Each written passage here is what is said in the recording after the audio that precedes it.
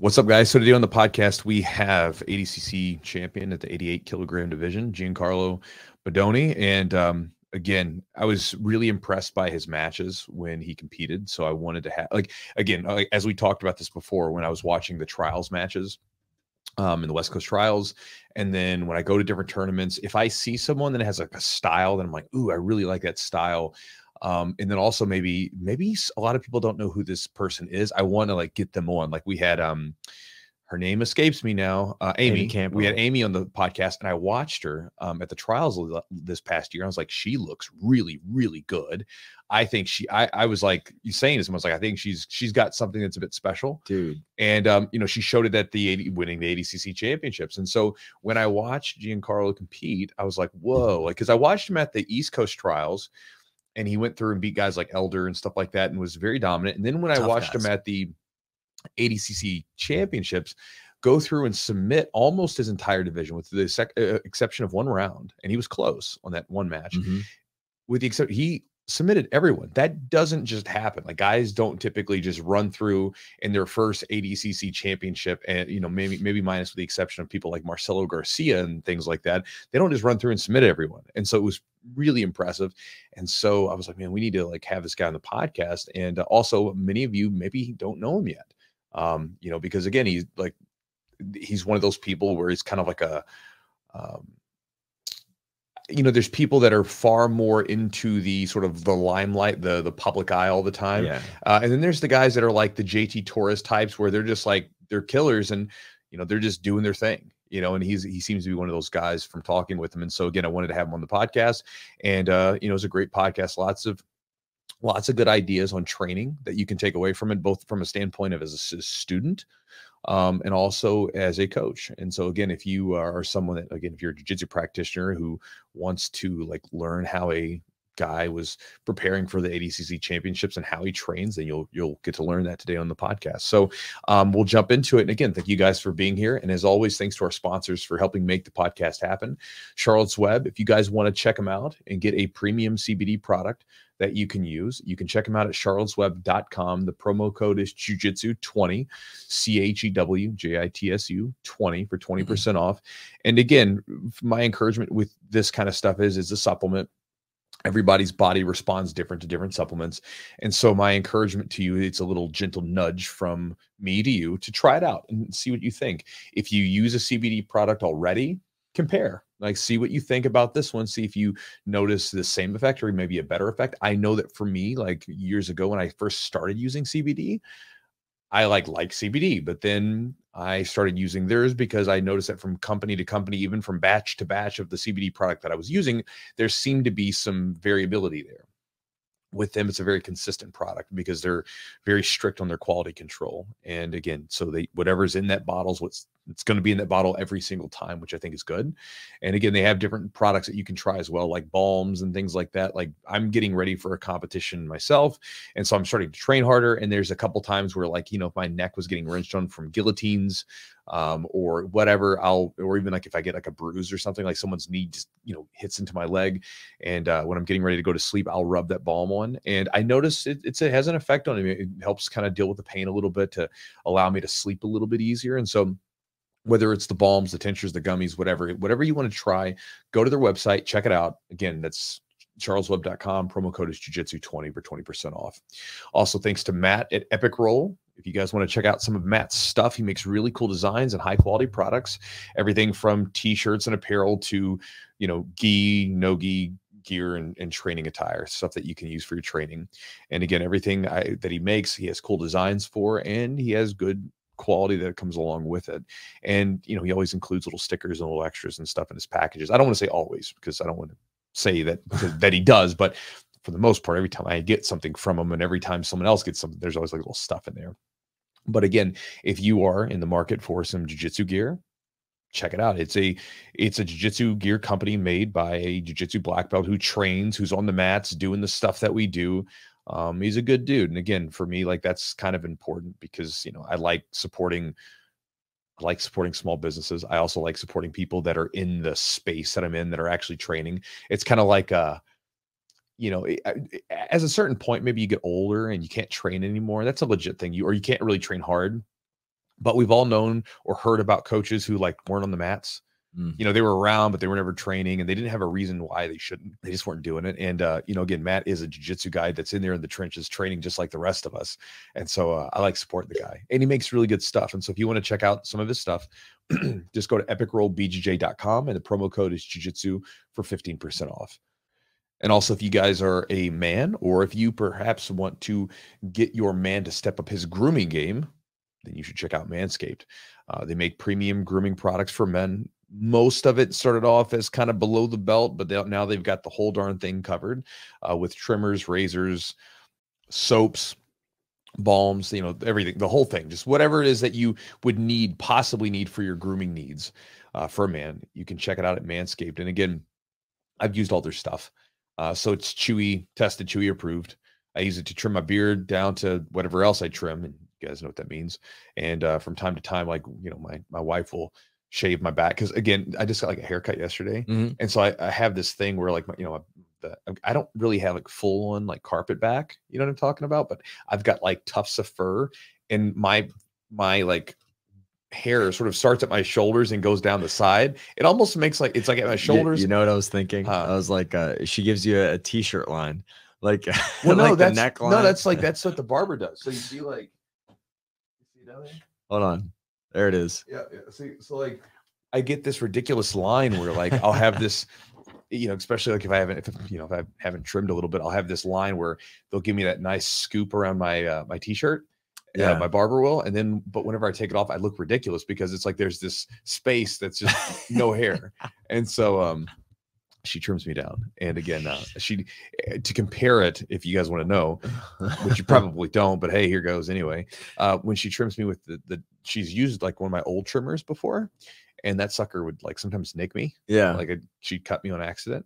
Didn't happen too often, but it happened a few times. The Manscaped trimmer, she's never like scraped me, not once. And it's kind of cool because like if you just need to do a little bit, it's like it's waterproof. Yeah. So you can do it in the shower, you can do whatever, and it's like waterproof, and it's got a little light on it, which initially seems silly. I'm like, why does it have this little LED light? But if you're a guy and you know this fear, right? If you're downstairs doing some trimming, it like helps kind of illuminate those little stringly hairs so you can get them. Dark places. You're going to the dark places. The dark places. You know what, man? Like when I think about my life, you know, let's say when I started Jiu-Jitsu 2003, you know, my life has grown in ways that I would have never imagined. You know, I would have never imagined that it is where it is today, and doing some of the things that I would have done today. And I would have never thought that I would be talking to thousands of people about my grooming habits and trimming my ball hairs. That's tens of thousands, tens and thousands, right? Tens of thousands. You know, we're getting like, you know, like getting a lot of downloads now. And so I would have never thought that I'd be doing this, but here I am. But that said, guys, if you actually want to try some of their products, all kidding aside, they make really good products for men. You can check them out at manscaped.com. The promo code is Jiu-Jitsu20 for 20% off the order, and you get free shipping with it. It's a good deal. And again, they make good products. And if you guys want to support the podcast directly, you can do so by going to patreon.com/the Jiu-Jitsu podcast. And when you join, you'll get access to an exclusive little bit of podcast extras. Basically, every podcast that we have, including this one, there's a little snippet from that podcast in there with a specific training idea or technique or something that could be useful to your training. We also have some exclusive videos with Eugene and I, and also some training and rolling videos and stuff like that. But along with signing up, you'll get access to a seminar, one that I did where it's gi and no gi. So you'll get to see two different variations of jiu-jitsu, most of the same moves being used, so you can see how the grips change. And it's also, again, techniques I've actually used in competition. So you'll get that. And again, originally that was like $80 to $100 to get access to. And then the other thing you'll get access to is a warm-up routine that Eugene created for some of the people that came to some camps back in the day, or about a year ago, and then this year previously. And again, I like talking about that particular thing because I think that a lot of people have lots of techniques. They have lots of stuff that they're doing training wise. But one of the areas that most people don't really give much attention to is stretching, we're doing mobility work, things like that. And most people know it. It's like eating their broccoli. You know, like, well, you know, maybe you don't eat broccoli, maybe whatever it is, whatever type of food. I don't even want to get into food stuff, but whatever type of food you think you should be eating because you think it would make you healthier, you know, you should be eating it. But what happens? Sometimes you don't. for whatever reason. And a lot of people know that they would probably benefit from a little bit of stretching, a little bit of mobility work if they just did it. And so he put together a 20-minute routine, which you could simply do a little bit, 20 minutes a day. You could sit there and do that. And like, who would you be if you did that 20 minutes every single day for the next 6 months? I imagine, I mean, I can't guarantee anything, but I would imagine that your hips would probably hurt a little bit less. Your back would probably feel a little bit better. Shoulders would probably feel a little bit better. You wouldn't be so wrecked. You might have increased mobility for techniques when you're rolling. So again, can't make any guarantees, but I imagine if you did this every single day, you probably feel better from it. So if you would like to get access to those 2 free bonuses, plus all the other content that we update regularly, you can do so by going to patreon.com/the Jiu-Jitsu podcast to get access.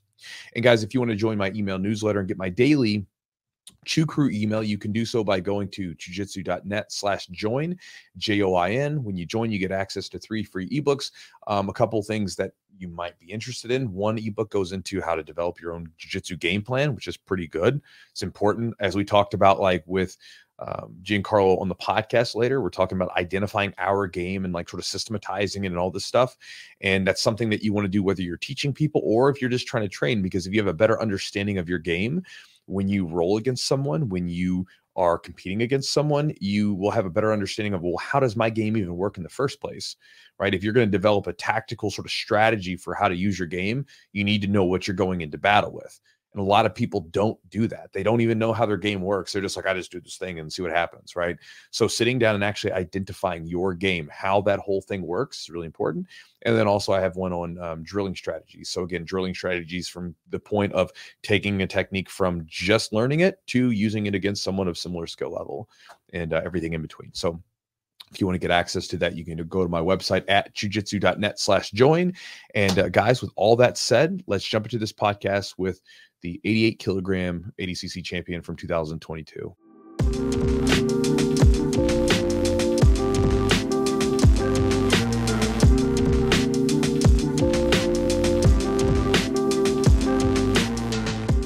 So thanks for being on the podcast with us. So I know you're training hard. What do you got coming up right now? What are you getting ready for? So actually this coming weekend, I have EBI. It's the absolute EBI. So there's a bunch of pretty good guys in that bracket. Me and my teammate Luke Griffith, who also competed at ADCC, are going to be jumping into that. And then we just announced the who's number 1 match. So I'll be fighting Pedro Mourinho Nice. for the light heavyweight title on November 11th. So those are my 2 kind of upcoming events.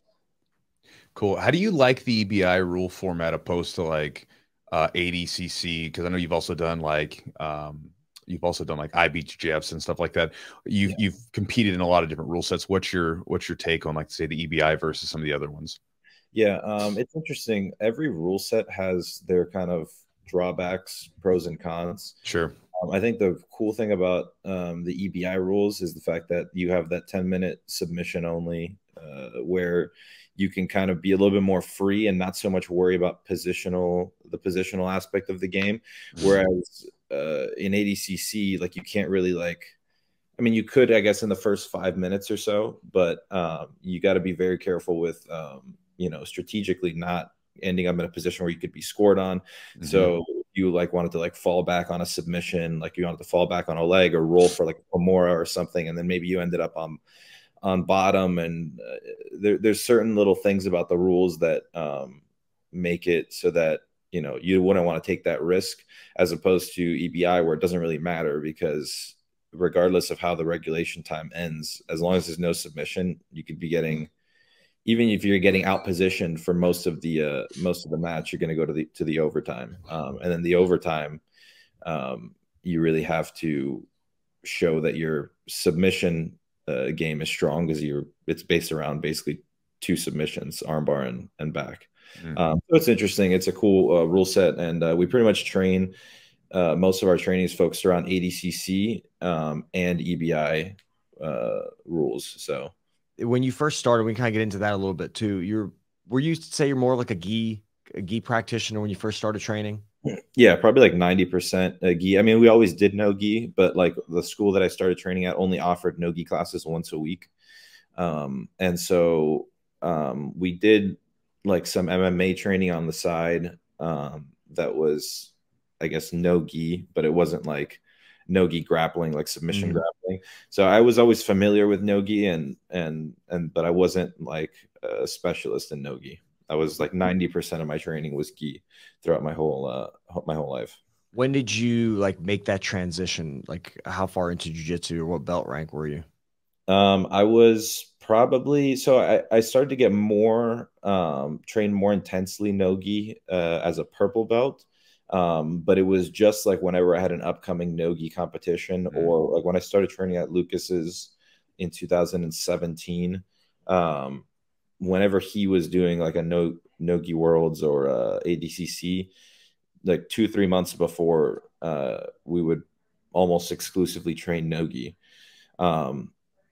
But it was only like for that short camp. So it wasn't like a year-round thing. So it was like we were taking the gi off, we would train no gi, and we would almost only spar no gi. We wouldn't really drill very much.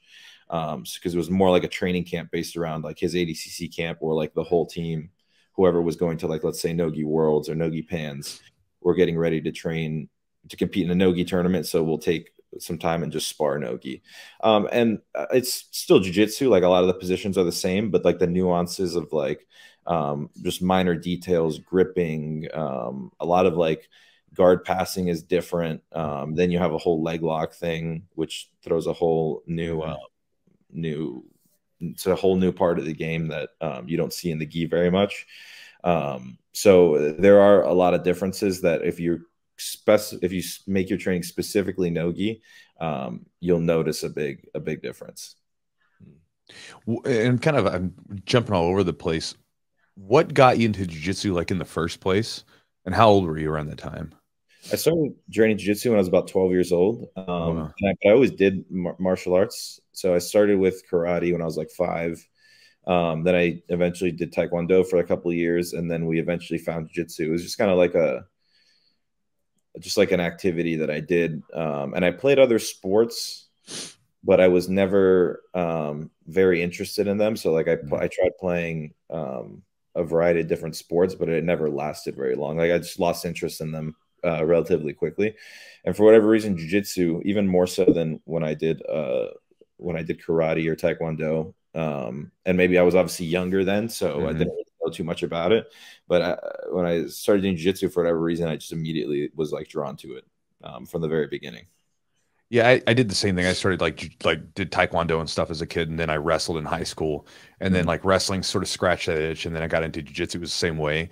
What do you think it was the with jiu-jitsu that sort of made you stick, that you found more entertaining or more captivating opposed to something like taekwondo or other team sports and stuff like that?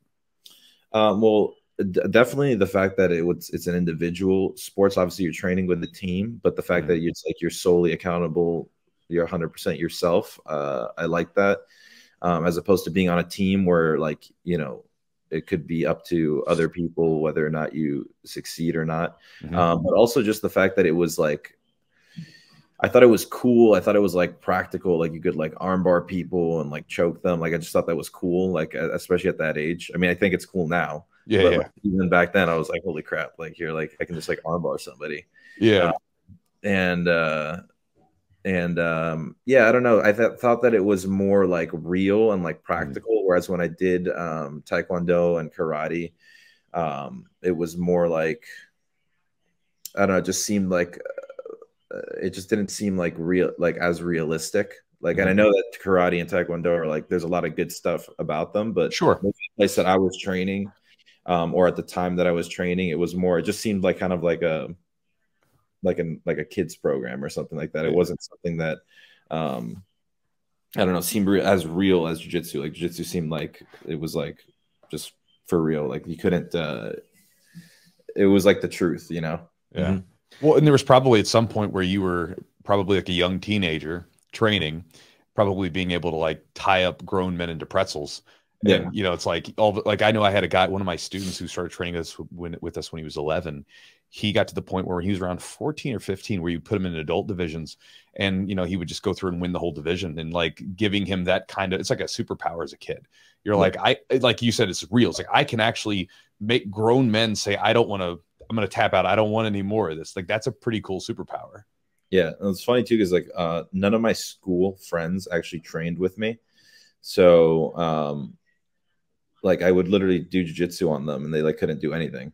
So like it was just like fun to see like, oh, if you don't know how to do this, like, yeah, you're screwed.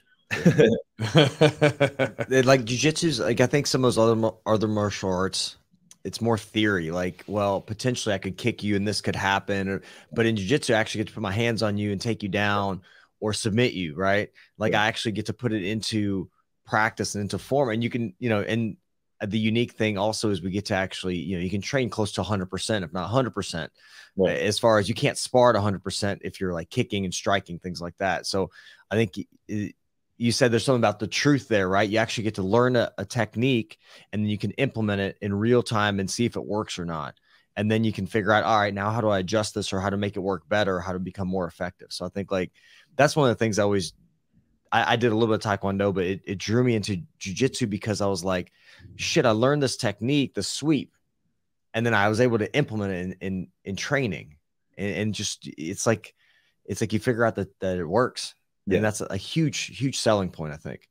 Yeah, for sure. Yeah. You learn how to like control not only your own body, but like another human body. And that's, it's pretty powerful. So how did the whole sort of move to like new wave and training with John and Gordon, all those guys come up? Because obviously, like looking at your record, like it's looking at your matches, it's obviously paid off, because I mean, you look at your performance at the ADCC, it wasn't like we'll talk about it a little bit more, but it wasn't like the normal performance, although there was a couple trials winners that won the whole thing. But like usually like the trial winners, they don't necessarily always come through and just blast everybody, but like you went through and you had a high submission rate in your division. How did the whole sort of, I guess, situation with you moving, how did that happen? And how did that come about? How I ended up in Austin? Yeah, how did you end up in Austin? Like, how did you decide, like, I'm going to go train there and, like, I'm going to make this the thing that I'm going to do now with my jiu-jitsu? Yeah. So I originally so I was training at Lucas Leprey's gym in North Carolina. My dad was living there at the time, so I moved there with him. And then coincidentally, Lucas had his gym there. So it all kind of worked out where I was able to train with him for a couple of years. And I was a purple belt. I got my brown belt from him. And then this is about 2 years into training with him.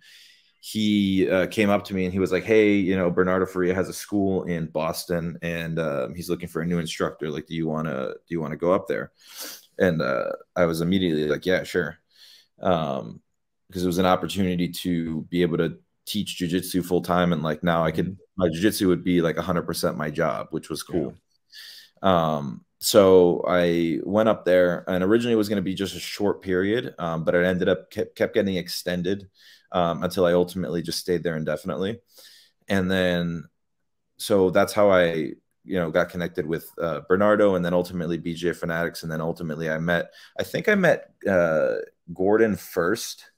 Yeah, I met Gordon first because he came down to film and he wanted to train. So one day we were at Bernardo's Academy and we were training. And so we rolled for like 2 or 3 days, kept talking after that. Then eventually John came down to film, and I think it was Bernardo or Michael Zenga who said, hey, John needs an uke for his new instructional. Do you want to do it? And I was like, yeah, sure, let's do it. I was a brown belt at the time. Okay. And so I did it. Immediately had a good connection with John. We had good synergy, like as an uke and him as a demonstrator. And we got along pretty well. So that kind of relationship grew through filming. They would come back and forth. I would always train with Gordon. I would always be there for John's filming as an uke. And then occasionally I would take trips down to New York and visit them for training. And it was kind of at that time that the no-gi was like kind of blowing up. So I was like, okay, I want to compete more no-gi, and I really wanted to do the upcoming ADCC trials. And so eventually I was competing at no-gi pans. It was my first black belt tournament. So I ended up getting my black belt. My first black belt tournament was no-gi pans. It was the first time I competed against Hulk. I made it to the finals, and then I lost 2-0 in the finals. And so throughout this time, every time that I would like meet and train with Gordon, I would always learn something, or he would give me some sort of competitive tip.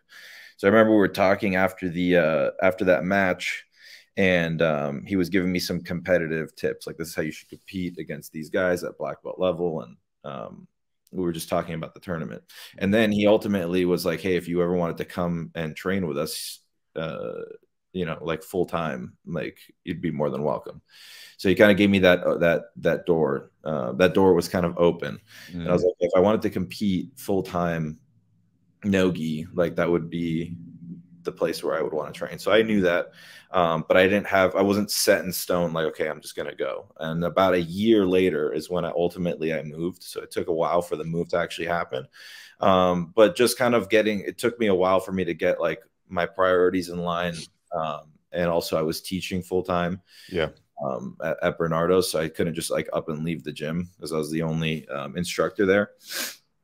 And so ultimately, when I decided that I wanted to do trials and I wanted to compete at ADCC, was when I decided to make the move. And it was kind of right around the time, so it kind of all worked out perfectly. It was like right around the time that they were like leaving Puerto Rico to go to Texas. So I was like, oh, Texas sounds way better than tropical island. Yeah. And so I was like, it kind of just all worked out perfectly. And we were talking the whole time. And then I ended up saying like, hey, I'll make the move down. And I just packed all my stuff. I sold a bunch of my stuff, packed my car like full, and then just drove straight down to Austin. So Saturday, October 15th, would be exactly 1 year. Oh, nice. Wow. It was my birthday. So I drove down on my actual birthday. Oh, cool. Yeah, I haven't looked back. What was like is there something that you can think about that maybe was obviously it was very helpful to be there, right? I mean, your game drastically improved, and we can talk about that as well. But like, was there something that was really hard for you to adjust to? Like, was something maybe making that transition or doing a lot of the no-gi training instead of the gi training? And even being in a new gym, was there something that you found that was kind of extra challenging or something you didn't anticipate that would be difficult to kind of overcome? So for me, the move was pretty easy. I obviously knew the guys beforehand a little bit, John and Gordon in particular. So like I knew who they were, so that was an easy transition. Obviously, coming into training, I knew what my weaknesses were, but I never really had an issue in terms of like I always dealt with like training frustrations pretty easily, where I would get frustrated if I was doing something wrong, or if I realized that I had a hole and I was having trouble like fixing it. But like I was always able to on any given day at the very least pick up one thing. Whereas in the past, if I had like a frustration or something that I wasn't good at, like I would either avoid it, or I would just like it would just frustrate me so much to the point that like it would just drive me nuts. Whereas like now, like if I have a hole or have something that I need to work on, I'm kind of like mature enough to understand like it's not gonna like happen overnight. It might take a couple weeks, it might take a couple months, it might take a year. So when I first moved there, like we put it in our heads that I needed to get good at defending leg locks. Like that was like the #1 thing that I needed to do. And within like, I would say probably like 2 or 3 months, I was getting pretty good at that, where like I was not getting finished anymore in the gym, except for like by the top guys.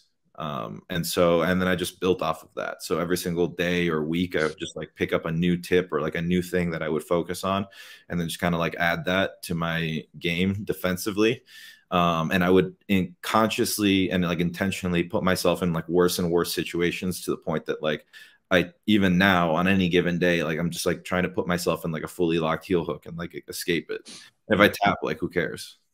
It's just training. I remember years ago, I heard GSP giving like an interview, and he was like, talking about how he in MMA would go to the very best in every given sector of MMA. So like he would go to the very best Muay Thai, he would go to the very best Jiu-Jitsu people, he'd go to the very best boxers, wrestlers, so on and so forth.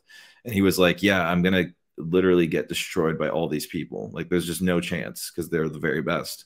But I don't care how I look in training. So that's kind of like one thing that like stuck with me. I was like, yeah, you shouldn't care about tapping or how you look in training, as long as you're like using that to like push you forward. All that matters is you have to compete on this day and perform on this day. So that's kind of like one thing that I remember hearing that, and that always kind of stuck with me. Like anytime I think about that, I'm like, yeah, I don't really care how I look in training anymore. Like I want to obviously perform well in training and feel confident, like I'm getting good, and I do.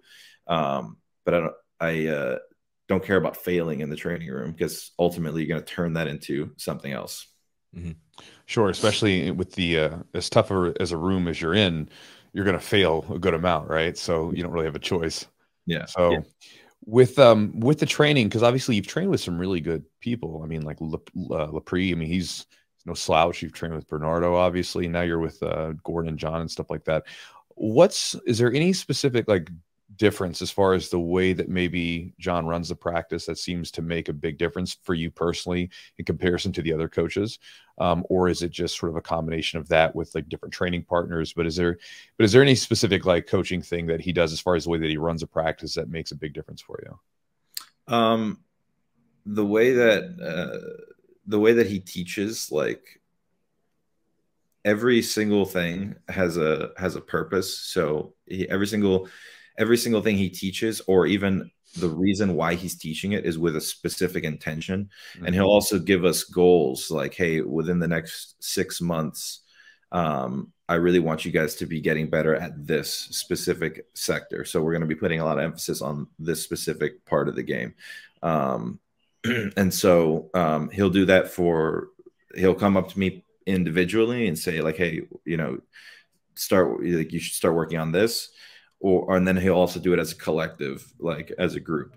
And then whenever he's teaching, everything's very organized. So, and everything is very specific. So there's a system in place, and everything you're doing has a specific, a very given intention. Mm-hmm. And so the reason why you're doing it, like he'll go through that and explain that, so that you truly have a depth of understanding of what you're learning. And as well as the fact that,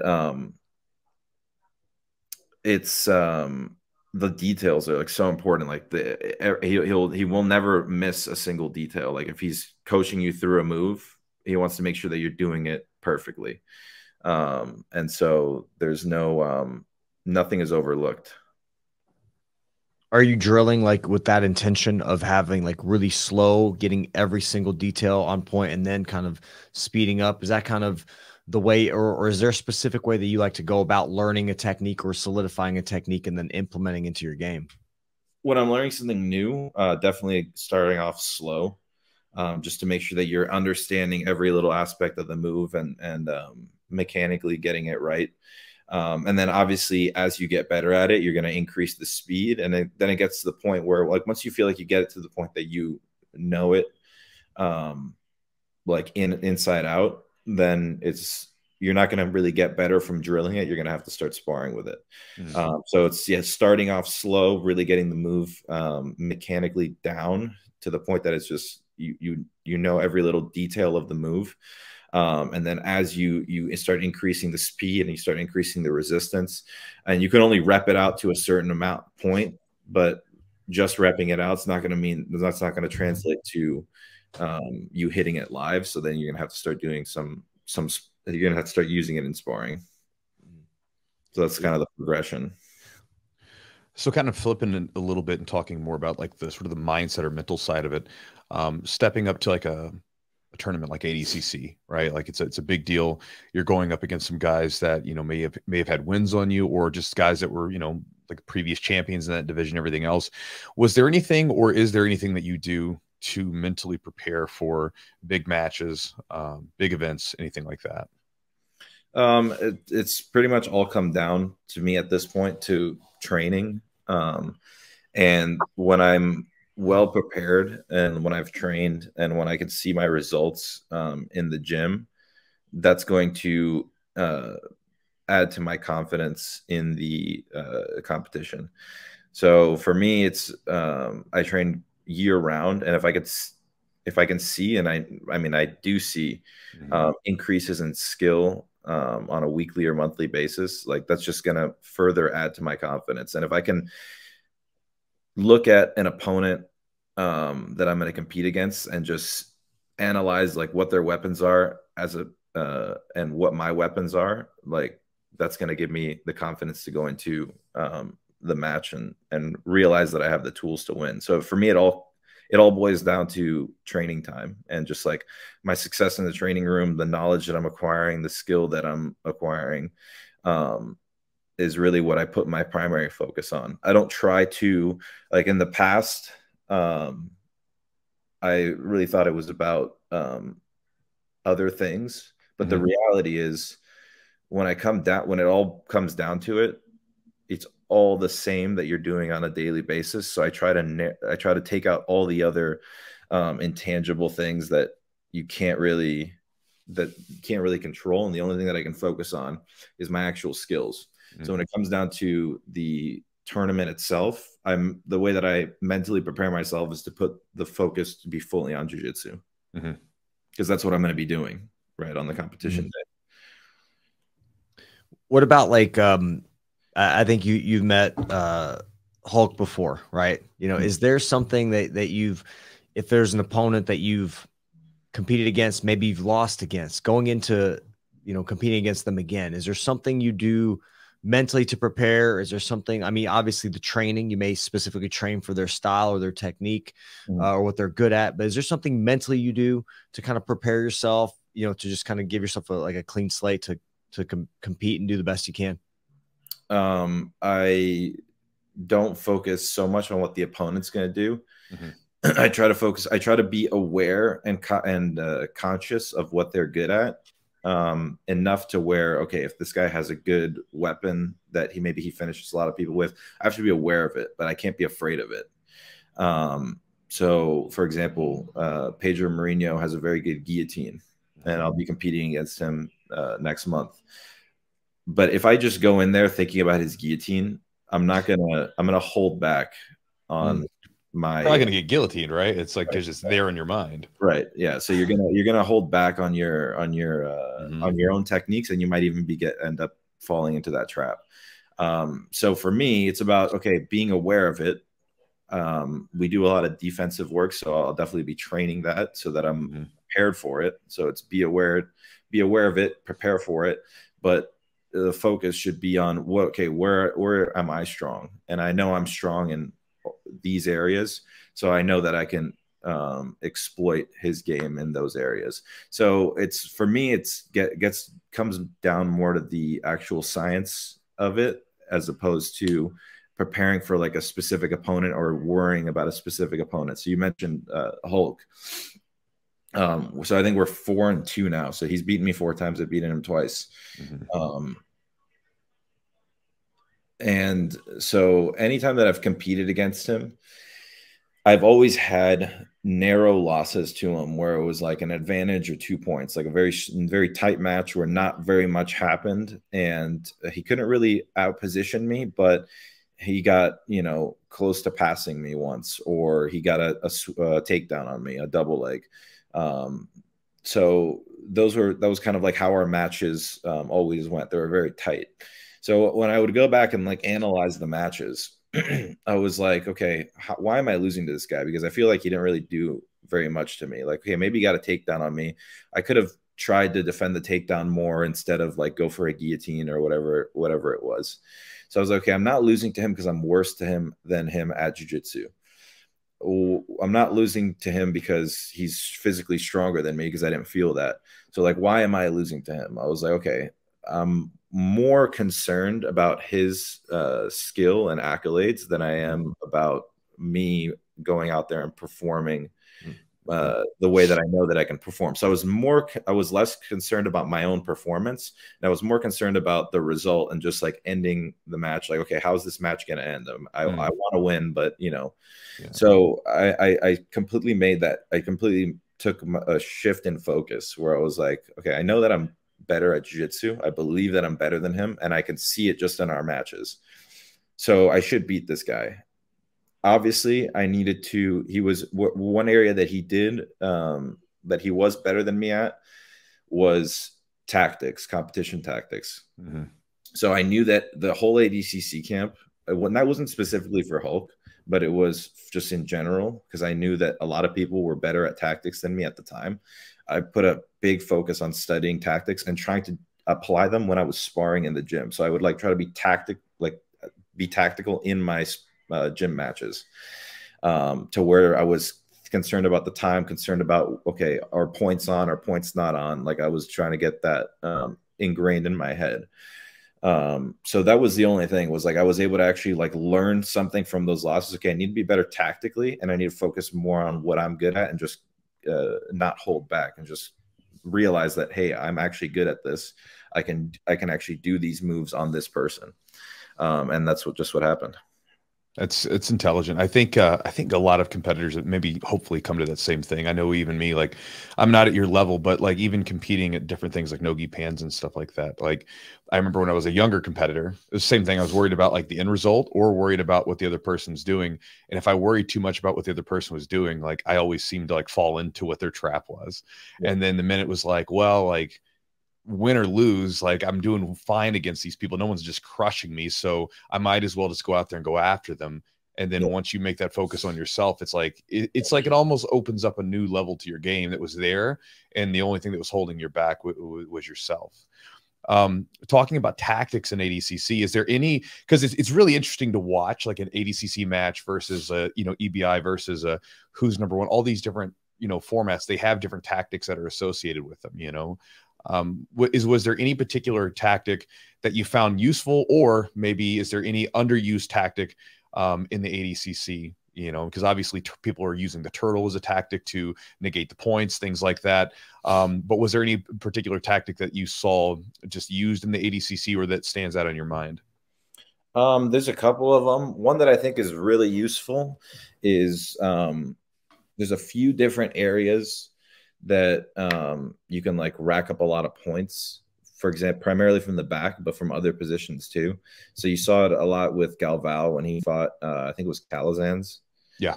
Where he just kept on taking the hook out and putting it back in. So I tried to use that a couple times. I think I used that against Isaac, and I used that against Hulk, where I think I scored like for the back 3 times against Hulk. So even if I had lost the back, it would have been such a huge deficit in points that it was going to be really hard to lose that match. So things like that are very useful in ADCC. But really, ADCC, it's about like your knowledge of the rule set. I feel like is what wins and loses a lot of people matches, because the rule set is so different than other tournaments, especially IBJJF. I think they did a really good job, the organization and like the head judges and Mo and stuff, at like trying their hardest to educate all the athletes, because they didn't want any like complaints. Basically, they wanted to make sure everybody was educated, so that they had the best possible chance of winning. So you saw it like all the time. They were constantly having rules meeting. They were posting videos. They were constantly talking to us about the rules, and multiple, he would even say like, hey, if you have a question about the rules, send me a video and I will pass it along to the judge and we will give you an answer. And we did that multiple times, where I was like, okay, I wonder if this is a score, I wonder if that's a score. We'd send them videos, and they were super immediately responsive to trying to clarify the rules as best as possible, because like any rule set, there's a lot of gray areas. So yeah, I definitely think that there are certain things that people can use in the rules to exploit and score more points, but there's also things that if you don't know, it could be your detriment. Yeah, it's interesting. But I think in terms of strategies, I think that's a very good one. Using that back position to rack up points. Yeah, it's very good. What was your training like? Can maybe give us a little bit of variability, like if you're out of competition versus into competition, like when are you starting your specific in competition training, and what does that look like for you? Like how frequently are you training? What's your recovery, strength and conditioning, that kind of stuff? What are you trying to focus on, or where are you trying to build onto for like your kind of to peak at the right time? Yeah. I do it nowadays a lot more based on feel in terms of like my peak and stuff. Whereas in the past, I would, I felt like I didn't really peak properly because I was so, like, I had such a set schedule where I was like, okay, I'm going to stick to the schedule no matter what, doesn't matter how I was feeling. So I feel like that sometimes, especially towards those final like couple weeks, if you're not careful and you push it too hard too soon, you might peak a little early, and then you have a bad kind of comp week. So it was definitely very good this week. I felt like I had my best training sessions about a week out. And right before I went to Vegas, I had like my very best sessions. And then that whole other week, I was just concerned with like losing the last few pounds and just staying sweating and just I would do 2 workouts a day that whole week, but they were very light workouts where I was just breaking a sweat, doing some drills, doing some like flow stuff. So I wasn't putting like really taxing my body. I pretty much train year round at around, I would say on average, like 70% intensity. So varying anywhere from like, 60% to like 80%. That's like a good like range in terms of like physical output, like how hard I'm physically working. And as I get closer to tournaments, I will just increase my intensity. So I never want to feel like, because I've had that feeling before of getting back in shape. Yeah. So I never want to feel like I'm getting back in shape. I always want to feel like I'm in shape. Now I just need to push a little harder. Yeah. And now all I need to do is peak. So I need to be able to like go for a couple of rounds at a pretty high rate, high intensity, and feel like, okay, I'm pretty fresh. And so that's what I'm looking for now, physically. And then the rest of the training is just based around just skill development and just focusing all on the skills. And that way I feel like I can be efficient. I can always be in shape. And it's just about prepping for a tournament strategically, and then just increasing the intensity, just a little bit where I can increase it. And then I can go back to coasting at around like right around 70%, year round. I feel like talking George St. Pierre earlier, I feel like when I was watching him when I was younger and with his MMA fights, he was like one of those guys that was always in shape, and then he would get, he was always working on his skills. And then when it came time to get ready for the fight, he just had to get ready for it. Opposed to, there were a lot of fighters where when they weren't in training camp, they would balloon up, gain like, 30, 40 pounds or whatever. And they would be like, I'm not training at all. Speaking of that, what's your normal walking weight? Because obviously you were competing at the 88 kilogram division, and you've kind of competed in different weights around that. What's your normal walking weight? Normally I'm like 205, but now I'm a little bit heavier because I'm doing this absolute, so I'm trying to maintain my weight right around 210. So I'm like waking up at around 210, 209, 210. And so, but after this absolute, I'll try to come back down and keep my weight around 205. Yeah, because I don't want to stay too heavy too long, where then cutting back down becomes an issue. So I'm pretty happy right now because I'm eating a bunch and just training. Yeah. But I definitely, and I still feel good at this weight. Like I feel light, I feel fast. I feel strong. I just wanted to have a little extra weight on me just because I'm competing in this absolute.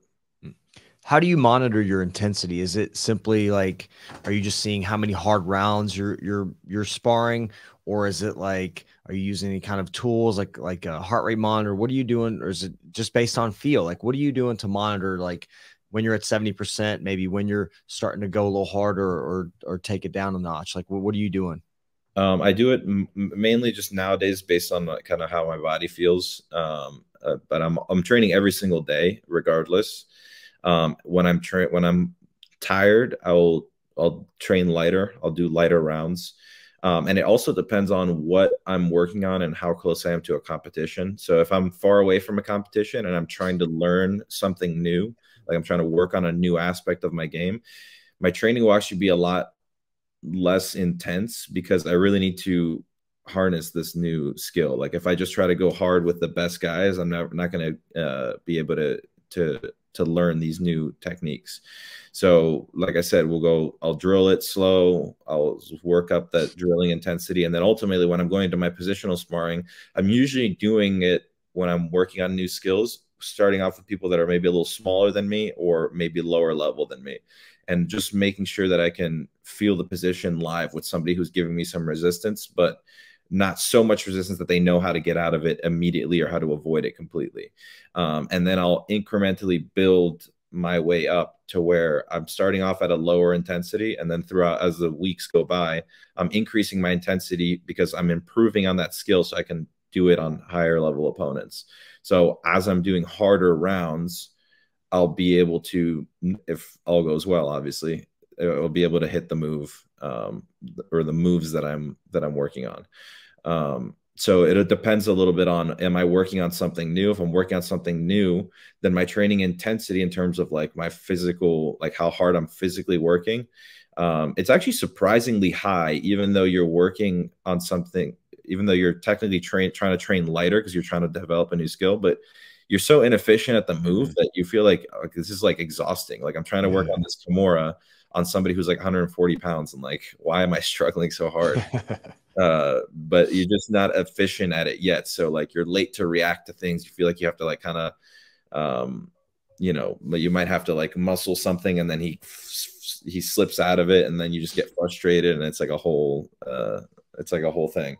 But so as the skill improves, the efficiency improves, ultimately, you know, you're kind of like almost in better shape, but you're just better at that move. So you're applying it better.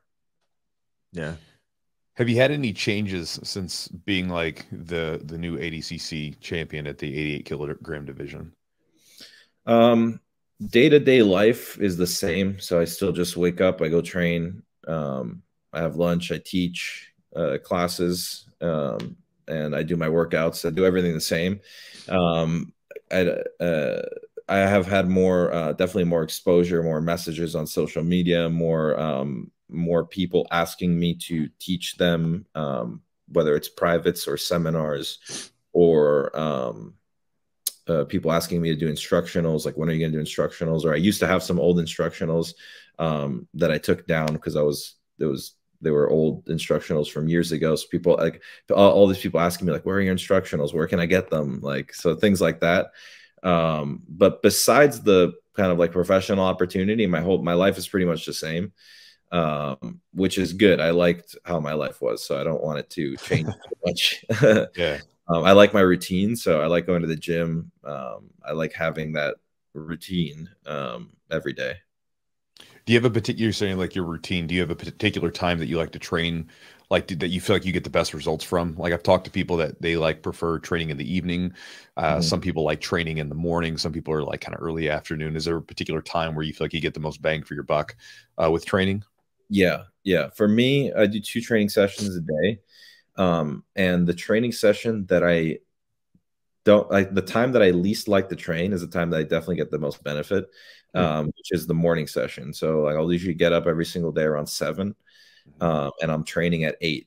So I just get up, I might have something quick for breakfast, and then I'll pack my bag and go train. And I'm not a morning person. So like I'm waking up, I'm just like groggy. I'm like dragging myself out the door. But by the time the morning session hits, I start drilling, I start warming up, my body starts to wake up. And by the time the morning session ends, even though my morning session is kind of, it's a little bit shorter and it's a little bit of like a lighter session compared to the afternoon, it just sets the tone for my whole day. So I feel like after that morning session, it wakes me up, and like I'm super ready for the next session. Like I don't feel, granted I get a good night's sleep and things like that. But the morning session kind of sets the tone for my whole day, so I can go from one thing to the next. And it just kind of helps me get my day started. And so by the time the next session comes around, I feel like I'm fully awake and ready to go. Then by the time the day ends, like when I'm done teaching around like 8:30 at night and I go home, I'm just like ready to like go to sleep. And I just feel like, okay, this was a good day. Like I got a lot done today. But if I didn't do that morning session, I would probably maybe wake up a little bit later, get a little slower. By the time I'm getting to the afternoon session, I normally feel like I'm not like awake. Like I don't have that energy. So I like getting up, or I don't like getting up early, but once I actually get up early and do a morning training session, I feel like my body is like ready to go. My mind is fresh, and it's good. So it's kind of like that thing, like where the thing that you don't like to do is usually the best thing for you. Yeah, I usually do the same thing. Like either in the morning, I'll train jiu-jitsu or lift, either way. But if I get some exercise in the morning, I feel amazing for like the rest of the day to do work, teach classes, train more, whatever. But if I don't get that early session in, it seems like you'd have more energy for like later in the day. But I tend to find that if I don't have even like a lighter session or a lighter lift, sometime earlier in the day, like once it gets to the evening session, I'm just like dragging ass. Yeah, I just don't have it. So I've experienced the same thing as well. Yeah. What would you say is one of the most outside of jiu-jitsu, outside of actually training, what do you feel like has been one of the most beneficial things that you do, whether it's, you know, it could be diet or strength training, whatever it is there something outside of the actual gym that you do that you feel like is really beneficial to your jiu-jitsu? It's a good question.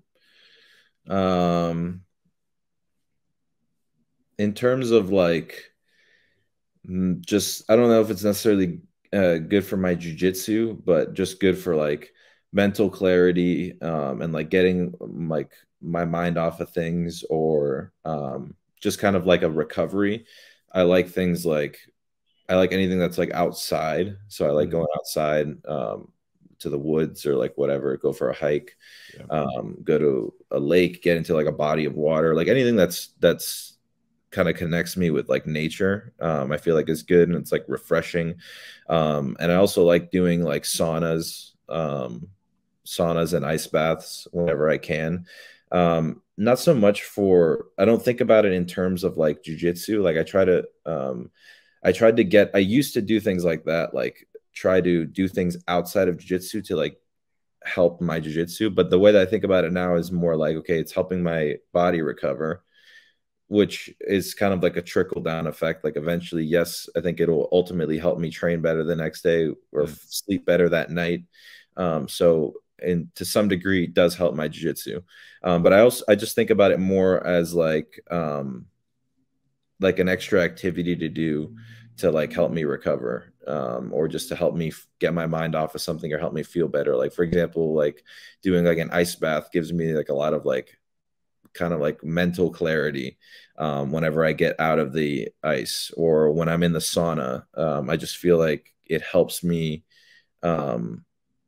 Like if I do a sauna at night, it just helps me sleep so good. And like when I'm in the sauna, I'll kind of like try to like challenge myself to stay like an extra 5 minutes. So it's kind of like almost like a mental like thing. So even more so than the physical aspects, I feel like mentally kind of helps you. Like once I get out of it, I always feel like super fresh. And so yeah, I like doing things like that, just things that are like active. Other than that, just trying to do things that like regular life things whenever I can. Like I went to a concert recently, which the entire ADCC camp, like I literally didn't do anything. I didn't see anything in the entire city outside of the gym. Like my road from the gym to my house to the gym. So like doing little things outside occasionally is nice to kind of like enjoy, kind of just like give you some clarity and things like that. But ultimately, I do like my routine, so I like training every day and sticking to that. I was going to ask you, what is your, do you have like a favorite type of submission like that you like to either go for either in training or some competitions or whatever, but do you have like a favorite type of submission? I think my favorite submissions, for multiple reasons, would be any sort of stranglehold. But for me in particular, I really like rear naked chokes and guillotines. Just because I think that they're like, a guillotine's good because at any point it's a good weapon to have, because at any point it can kind of turn the entire match around. If you get a hold of somebody's neck and a guillotine could like potentially end a match that you were doing poorly in. And rear naked, just because it's like the king submission, in my opinion. Like for jiu-jitsu, like that's like the staple submission. It's hard to pick though. It's a really, that's like a hard question, because I just love submissions in general. So anytime I'm working on a new submission, like that's my favorite submission. But if I had to pick two, they would be those two. And if I had to pick one, I think it would be rear naked. Yeah, the rear naked's an interesting one, because like I think it's like usually it's the king. Like I remember years ago, like rolling with like some big, like jacked dudes that, you couldn't arm bar them, like, cause they're so big sometimes. I mean, you could have arm barred them, but I didn't have the technique to do it.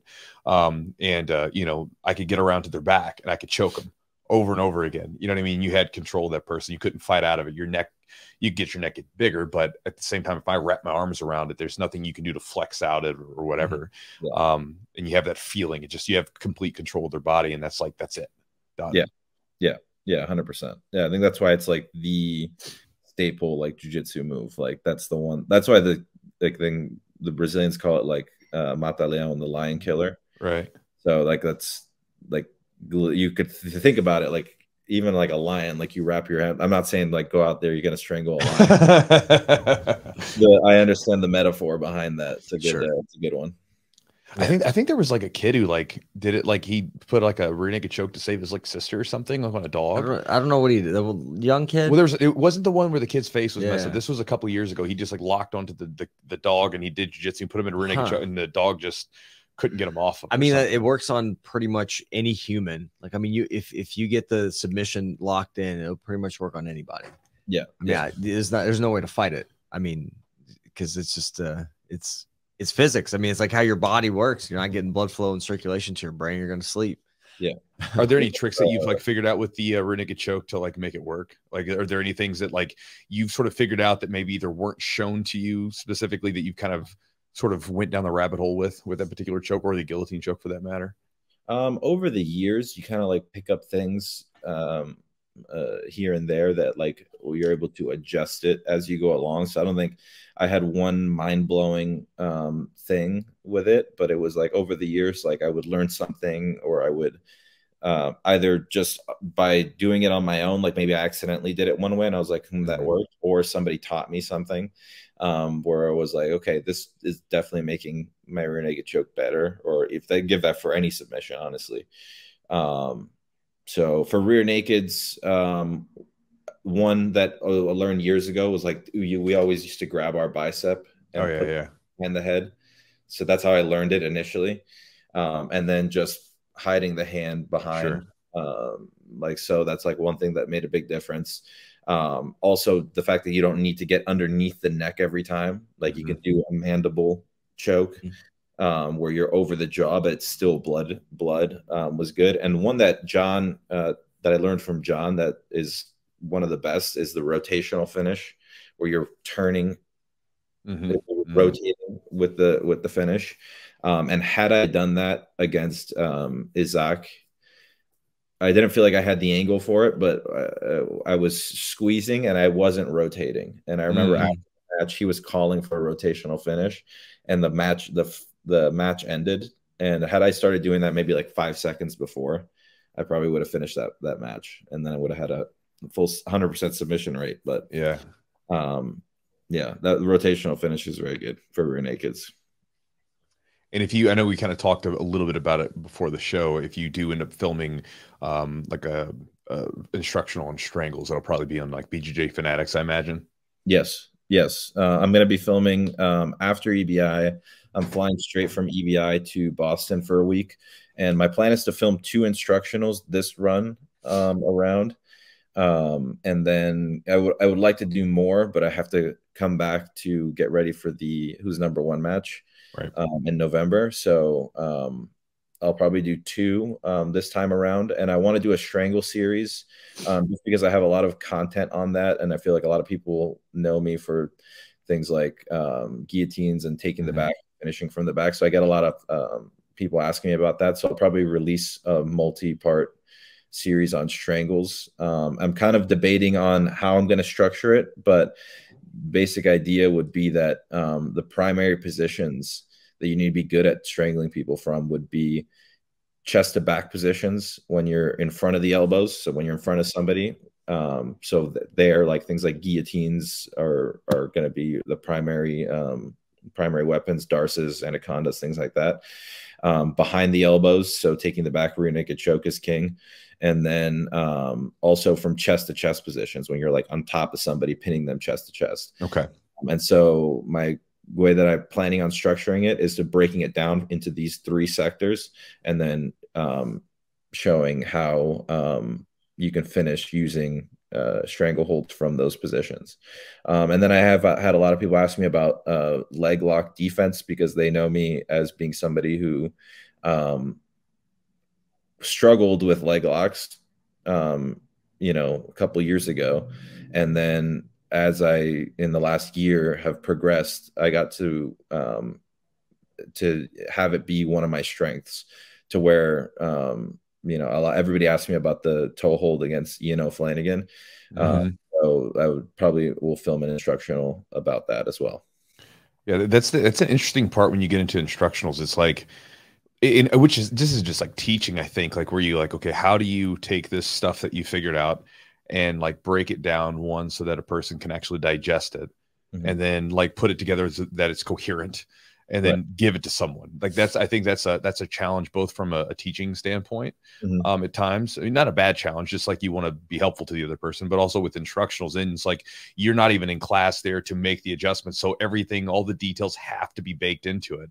Yeah. And it can be a lot of work on the front end, like all the planning part, you know?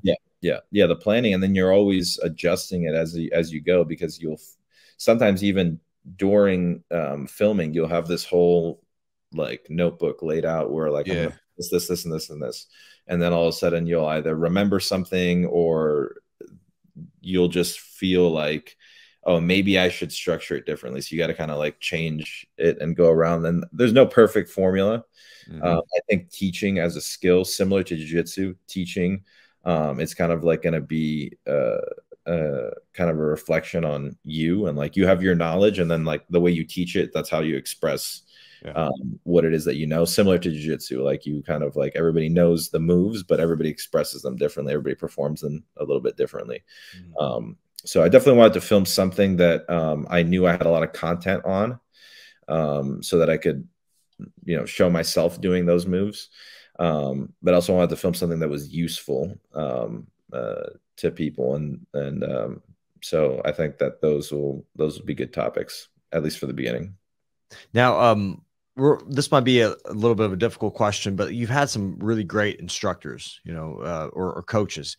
You had Lucas Lepre, you had Bernardo for a bit, and you had John Danaher. Is there something maybe you can identify, like each one does uniquely well, like maybe one thing each one that maybe you took away from, or you saw that had really significant value for you in your learning?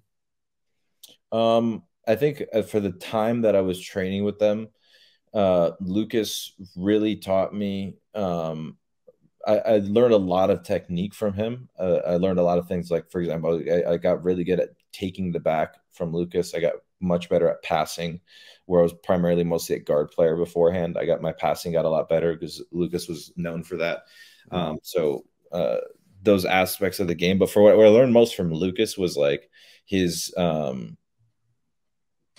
like from the training camps, like the way that he trained was like, that was the first time I was like ever exposed to like a high level athlete in like a full training camp. Like he was at the peak of his career when I was training with him.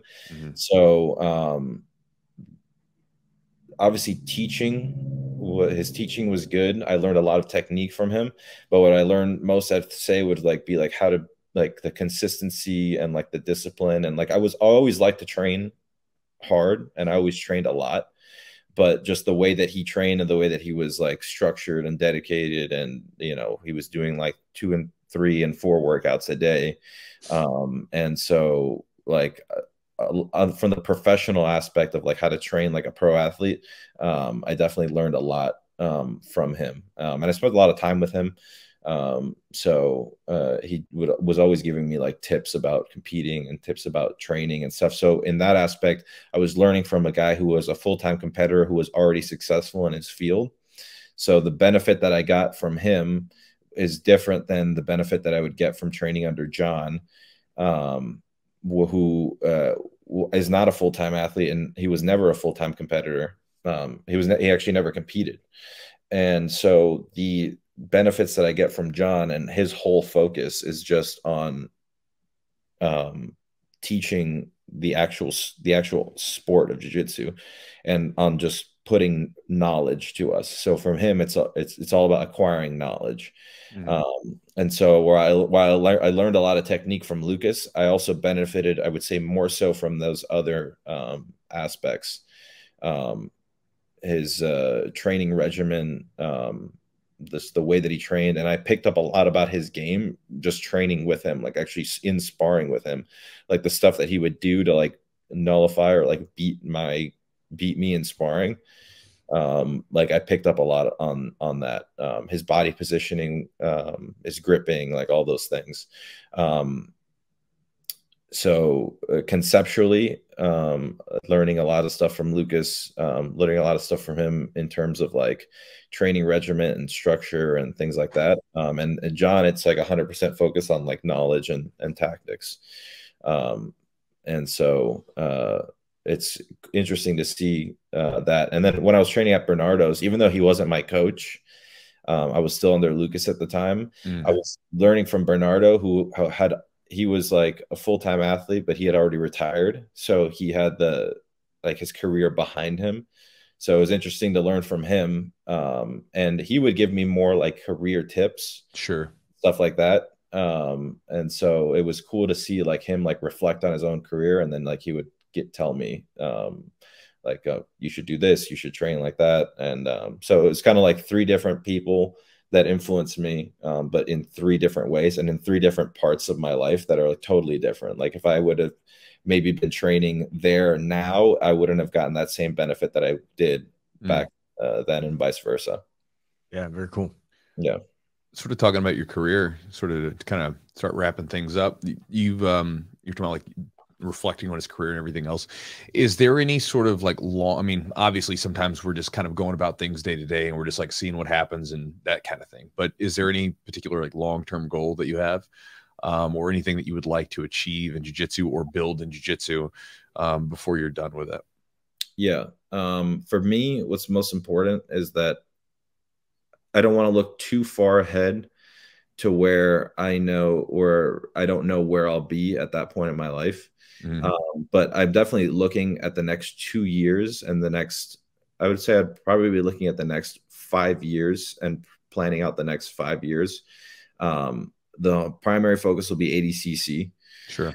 I want to build a competitive resume that will put me at the upper echelon of guys where I can be spoken in the same essentially like in the same sentences of like Hodgers and Marcelos, and like I want to be on that upper 1 percentile with my career. So winning as many ADCCs as possible, so long as I am excited to compete. Right now, I feel like my excitement to compete has only gotten higher and higher as in the last couple of years. Like it just keeps getting more and more and more to where I'm like, oh, I can't wait to do this next tournament. Like I can't wait to compete and like try these new moves that I've been doing. So like I'm feeling like excited to actually do that. So I don't want to say that 10 years from now I won't be excited. Sure. I'm sure that I will be, but obviously you never know until you're there. But I want to win as many titles as I can, as long as my body can do it. So I want to reach my potential, my highest potential technically and competitively. Like those are my goals as just like a jiu-jitsu practitioner. And then obviously there's different parts to that. Like teaching is another element of that I want to explore more. I'm kind of have a good thing teaching now. I think as I start to transition from a competitor, I will probably go more towards more intensely into a teaching role. So there's definitely more goals related to jiu-jitsu. In terms of like my own personal goals, it would be just to get technically as high a level as I possibly can, and then competitively just maximize the results as best as I can. So I think I can definitely continue to replicate what I did this year at ADCC for the future ones to come. And my goal is really just to look back at this last ADCC 2 years from now and just be like, yeah, I can't believe that I won because I'm way better than I am now. So that's kind of like my goal. Yeah. Did you have just real quick, like, did you have an expectation how you'd feel after you won ADCC? And was that like, did that align with how you actually felt? Did you feel like, oh man, that's it? Or were you kind of, did you have any kind of, like, how did you feel when you won? Like, was it everything you expected, or? Yeah, it was definitely more. It was actually more than I expected. The whole tournament was it was incredible. I didn't know how it was going to be until I was there. You guys were there, so you saw what it was like. It's incredible. It was the coolest ADCC, coolest jiu-jitsu tournament I've ever seen. Yeah, yeah. So to put it into perspective, I went to watch the Red Hot Chili Peppers this last weekend live at here in Austin, and the production was insane. Like, it was crazy. The crowd was crazy. Like, it was just a great concert. And I was like, man, ADCC was like on this level, or maybe even better, like, because I was a part of it. But that's what it felt like. I felt like I was at a rock concert. Okay. So it was an insane event. I didn't know how I would feel after the event. I didn't predict how I would feel after the event, but what I could say is that on the Friday when we did the bracket reveal and everything, I was just like through the roof excited to compete. Like, I could not wait for the next day. And that was a feeling that I had before, but it would never to that intensity. And so I feel like it's just going to keep getting better. Like, I'm feeling that same feeling about EBI, and I'm feeling that same feeling about the who's number one and like any other upcoming tournament.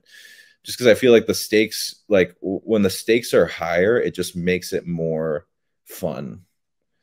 You know, when it's like a big event, like it makes training for it fun. It just makes everything more extreme, which I like. Yeah, and the energy in that place with that many people, with the production value and everything, even the music, everything was just like, there was a certain feel to it.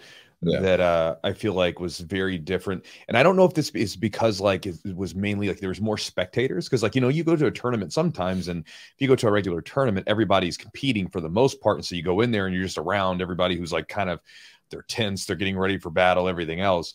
Whereas this one, it was like so much fun in like the audience, because you have like thousands of people who were there just to watch you guys. Yeah. And then there's just a small select group that's competing. And I felt like it had a really like interesting energy in that room when like things happen and you'd hear that roar happen from the crowd and stuff like that. You're not going to experience that in any other jiu-jitsu setting. Yeah, yeah, for sure. It was very unique in that aspect, because like you said, everybody goes to tournaments, they compete, and then they'll watch, you know, their friends and their family. But here it was like everybody was there to watch all the competitors. So it's almost like it literally felt like you're going to like a sporting event, like you're going to watch like an NFL or an NBA game or something like that. Yeah. It was all, yeah, the production was incredible, and like the crowd and like, did you get nervous at all by any chance? Like walking out there the first time, you're having your name called, like when they were doing all the introductions for the athletes, were you like, oh shit? I mean, you talking about before the match, or when they had the lady like screaming? Did you like that? No, I thought it was great. Like, I really just embraced the whole event. Very cool. Felt at home the whole time. So I didn't feel nervous competing. I didn't feel nervous through any of it. I just really felt, obviously there are some nerves. There's like this, you're anxious a little bit, but it was like a good feeling. It's a feeling that I wouldn't want to not have competing, if that makes sense. Like, I wouldn't want to just be numb. I want to feel that excitement. Yeah, well, if you didn't go out there with that kind of excitement, I mean, you'd be flat. Yeah. You wouldn't compete the same way. I mean, you talk to like, you read any like high level athlete, you listen to like what they say, like it changes, where when they were younger, maybe they were nervous, and then as they get older, now they're excited. It's still stressed. The body's like ramped up, but they just perceive it differently. Correct. Yeah, that's exactly what I felt. Very cool. Well, if anybody wants to get a hold of you or reach out for seminars or anything else, where can they reach you, and kind of how can they get in contact with you? Instagram is probably the best way. That's where I do most of my social media, through Instagram, and then Facebook as well. So just at Giancarlo Bodoni on Instagram. They can also check out my YouTube channel. I have a YouTube channel that I post stuff on. It's just Giancarlo Bodoni BJJ on YouTube. And yeah, that's pretty much it. Very cool. Appreciate your time, brother. Yeah, thank you, man. Thanks for having us. Thanks for having me. Yeah. All right, guys. So that was the podcast. Hope you guys enjoyed it. Hopefully you guys have some ideas to chew on for your training. You know, even me, like as a guy who's been around for a long time, I still picked up a few gems out of there. And so again, you know, it was a fun conversation to have, and it was an interesting one. And again, I always like hearing about people's training habits, their mindsets, and things like this, because a lot of times you see differences. But again, in some cases, you see a lot of similarities. Maybe those similarities or those ideas that are the same were reached in different ways. But nonetheless, I find it interesting. And again, it's you know, the performance he put on was incredibly impressive, and so it was a pleasure to have him on. It was awesome, just for his first one too. It's like there's a learning curve to some of this stuff, and he was just like, he looked like he was just so comfortable, and he'd been there before, and he proved it. And it's pretty crazy to think about too, that he went from being a primarily 90% gi guy to completely transforming his game, and doing that later, like in his like I mean, he's still very young in jiu-jitsu, like as far as how long he's trained, but like really, I mean, he was already a developed game.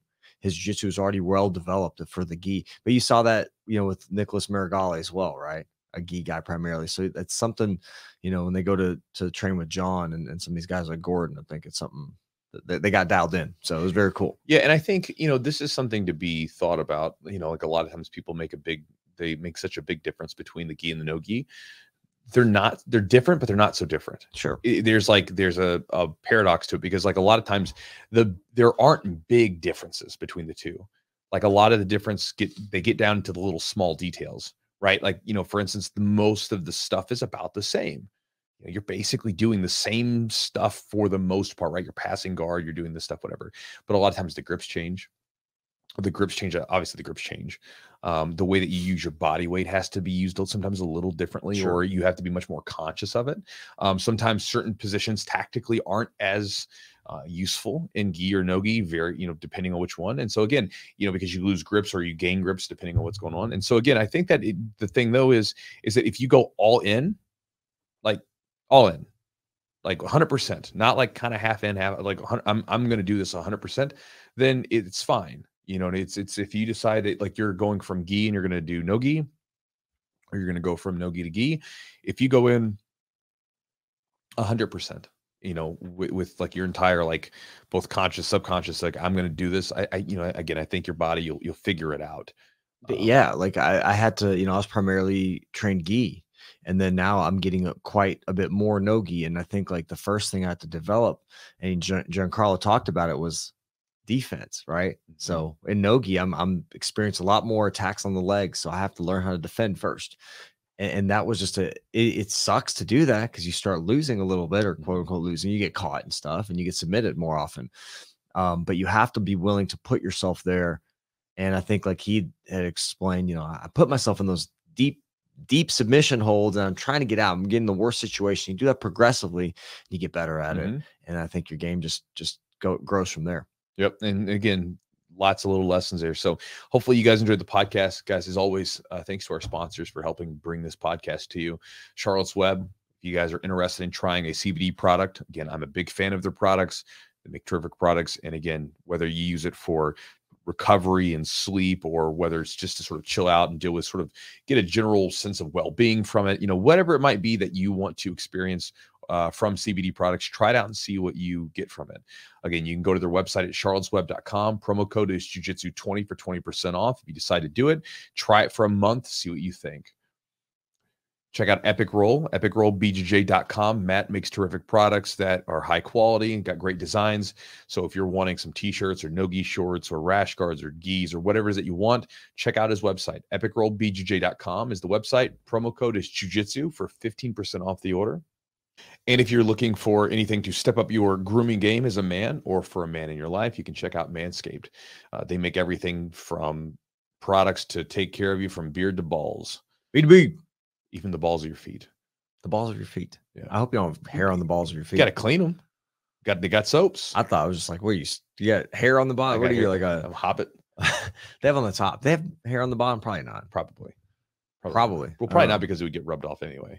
All right. Well, anyway, if you know, if you have a specialty about on hobbit knowledge, let us know. No, hobbits are top feet, but I don't think anybody's feet could have be hairy, because I mean, if you're walking, it would just rub off. It would be, yeah, I guess. I bet there's someone out there got some more hairy feet. Somebody might have hairy feet. I don't know. But regardless, if you guys want to try some premium grooming products made specifically for men, you can go to their website at manscaped.com, and we've got a great offer from them. It's Jiu-Jitsu 20, so it saves you 20% off the order, and you'll get free shipping along with that, which is, I think it's a good offer.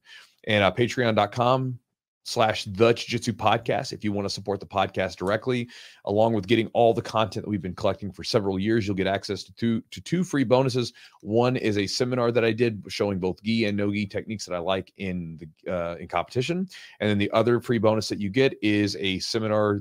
It's a 20-minute sort of warm-up seminar that Eugene did back this past year and last year for people coming to these camps. It's specifically designed for jiu-jitsu stretches and mobility and stuff like that, stuff that's going to be useful to us with our specific and unique muscular imbalances and tightnesses and stuff like that. So if you want to check that out, I encourage you to rolling over to patreon.com/the Jiu-Jitsu podcast. And last but not least, guys, if you want to get my daily Chew Crew email, you can join my email list by going to my website at chewjitsu.net/join.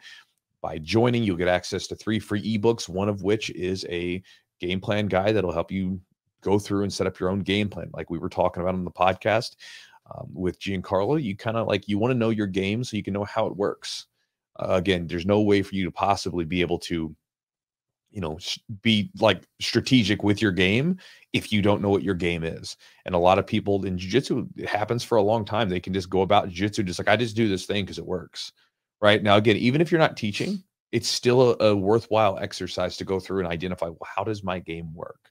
And so, guys, if you want to get that and go just learn some basic ideas on how to design your game plan, plus get my daily email, you can do so by going to my website again at chewjitsu.net/join. JOIN. And that's a wrap. So thank you guys so much for joining us this week. I hope you enjoyed the podcast. And as always, talk to you next time.